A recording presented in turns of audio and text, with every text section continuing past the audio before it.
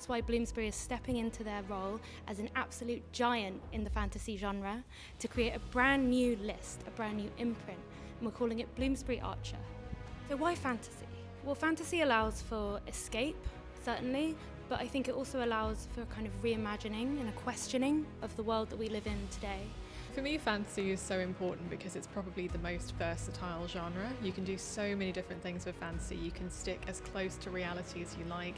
You can go into a completely different world that's entirely of your own invention, or you can just put a little glaze of magical realism on the real world. Fantasy is a veil that gives me the permission to explore different moral possibilities and spectrums that otherwise wouldn't exist in fiction.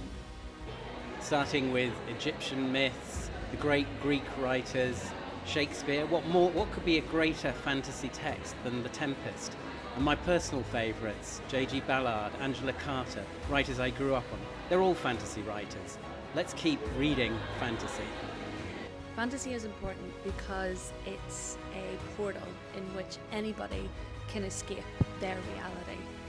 Not everybody has the luxury of traveling and seeing the world, and fantasy is one of those places that provides the opportunity to anyone to escape. Fantasy fiction is important because as adults we still respond to the imaginative, and especially when trying to discover meaning.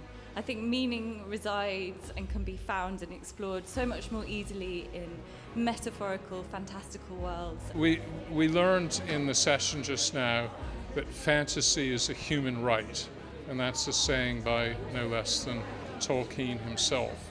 And it's our right to escape, it's our right to understand the universe we inhabit when explored in metaphorical and allegorical worlds built by their authors.